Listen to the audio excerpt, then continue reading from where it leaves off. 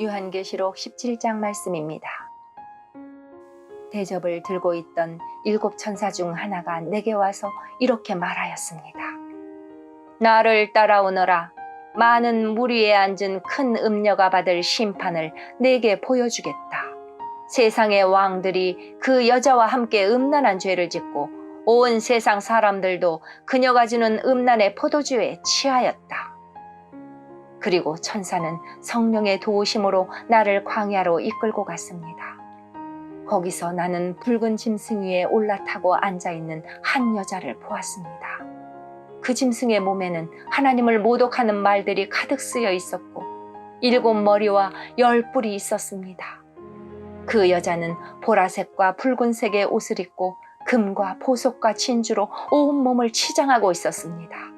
그리고 손에는 금잔이 하나 들려 있었는데 그 안에는 음란하고 더러운 것들과 악한 것들이 가득 담겨 있었습니다.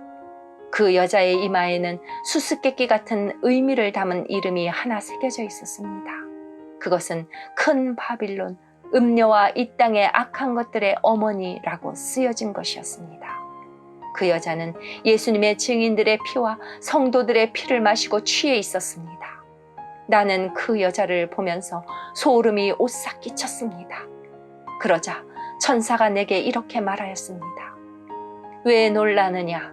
이 여자가 누구이며 또 이 여자를 태우고 있는 짐승이 무엇을 의미하는지 내가 가르쳐 주겠다. 내가 본 짐승은 전에는 살아있었으나 이제는 죽었다.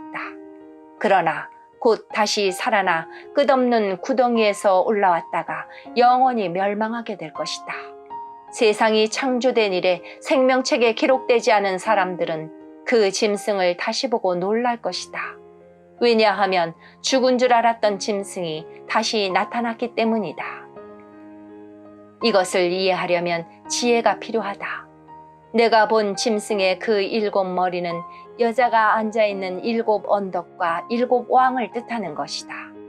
그 중에 이미 5 왕은 죽었고 한 왕은 살아있으며 7째 왕은 아직 오지 않았다. 마지막에 올 이 왕은 잠시 동안만 통치하게 될 것이다. 이전에는 살아있었으나 지금은 죽은 저 짐승은 8번째 왕이다. 그는 이미 7 왕 가운데 하나이며 곧 멸망하고 말 것이다. 내가 본 짐승의 그 10 뿔은 10명의 왕을 가리킨다. 이 왕들은 아직 통치를 시작하지 않았다. 그러나 잠시 동안 짐승과 함께 다스릴 권세를 받게 될 것이다. 이 왕들은 한 목적을 가지고 짐승에게 자기들의 능력과 권세를 줄 것이다.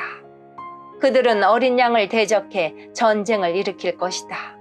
그러나 결국 만왕의 왕이시요 만주의 주님이신 어린 양이 승리를 거두고 부름받아 선택된 충성된 주님의 병사들도 승리할 것이다.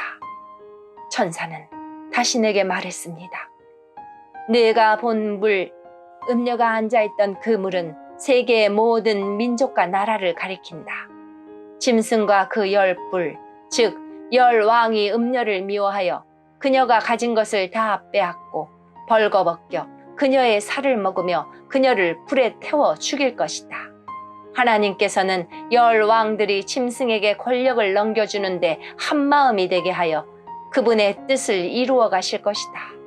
하나님의 계획하신 모든 일이 다 이루어질 때까지 그들이 통치할 것이다. 내가 본 그 여인은 이 세상 왕들을 다스리는 큰 도시를 뜻한다. 아멘.